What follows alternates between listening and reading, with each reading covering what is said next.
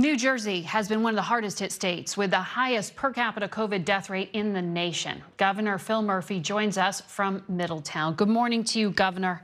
As we just laid out, it has been rough in your state. You have had two real waves. First, last time around this year, this time around last year, I should say, and then again in the fall. Why did you get hit so hard twice? Good to be with you, Margaret. And Tony Fauci has been an extraordinary advisor to us and to me personally. We got hit as part of the Metro New York City reality last winter and spring, without question. We're the densest state in America. That's usually a good thing as we build out our economy, as we take advantage of our location. But with a pandemic, it's been as my late mother would say, a big cross to bear, and that is also a contributing factor as to why we also got hit hard with the second wave. We assume, by the way, that the New York City variant that you and Dr. Fauci were talking about is in New Jersey. So that's another example that we're in the densest, not just state in the country, but the densest region in the country, with lots of commuting back and forth, lots of common behavior, whether it's work or otherwise, and that's just the reality. We'll do everything we can to push back at that. We will be watching for that. I want to ask you, though, about your record and last spring. It was last March that your administration ordered long-term care facilities to start accepting infected residents. New York has gotten a lot of scrutiny for a similar decision. Are you confident that New Jersey did not undercount, or deliberately or otherwise, nursing home deaths? Yeah, Margaret, I don't have any insight in New York, but I have a clear answer as to what we did in New Jersey.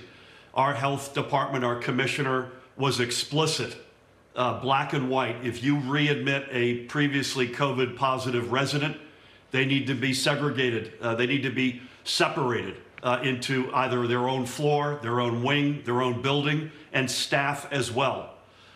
Secondly, I think we started reporting probable deaths from COVID as early as June.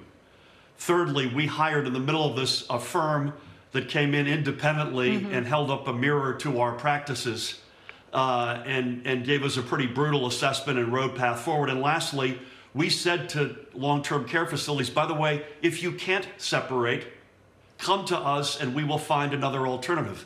And many did. So you're confident in the numbers? Obviously, those were a set of steps. I'm confident in the numbers, yes, okay. Sadly. I mean, it's tragic. We were clobbered, and we mourn the loss of each and every one of those lives, but I am. Do you regret that decision to put sick people into nursing homes, even in the conditions you laid out? Margaret, if the operators followed, and we believe that most, thank God, did, the pattern that the instructions that I just laid out, that was the right course to take. This is their home. So to say to folks, we're not only going to separate patients, but separate staff. Remember, a lot of these folks got infected unwittingly because staff members were walking in and out of these facilities asymptomatic, but COVID positive.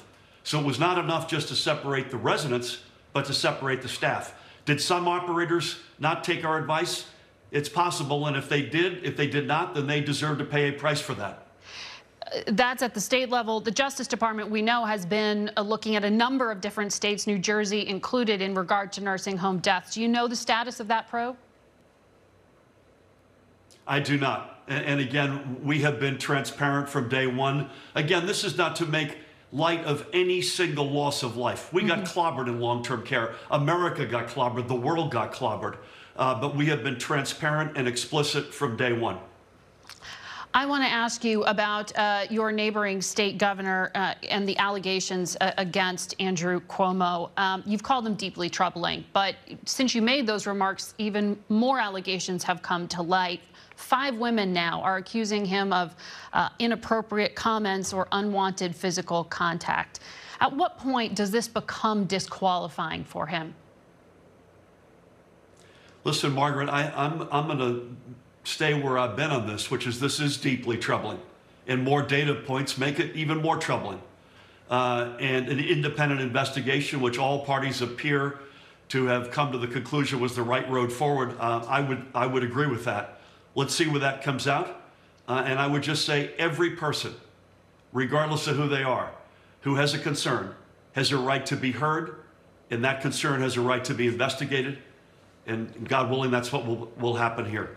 I mean, 2 male staffers now have described bullying and verbal abuse. Charlotte Bennett gave an interview to my colleague Nora O'Donnell this week. I'm sure you saw it, where she alleged the governor was grooming her to sleep with him. Should he resign? Listen, Margaret, I think, listen, as I say, this is deeply troubling, deeply concerning. Let's let this independent investigation play out, hopefully on an expedited basis, see where that comes out, and then see where we go from there. All right. Governor Murphy, thank you for your time today, and good luck with that New York variant. Thanks for having me, Margaret.